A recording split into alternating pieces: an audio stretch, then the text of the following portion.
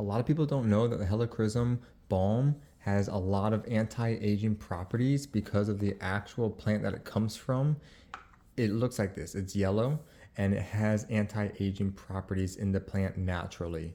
So don't be thrown off by the yellow color because a little bit goes a long way and it will rub in clear. You're not gonna see anything. You're not gonna see yellow. It's gonna come out clear. And just to show you again, yellow goes away and it is nice and smooth. It's recommended to use this twice a day, in the morning and at night. And when you do that, it really is going to help to smooth and repair dry skin. It really does have anti-aging properties to it naturally in the plant itself.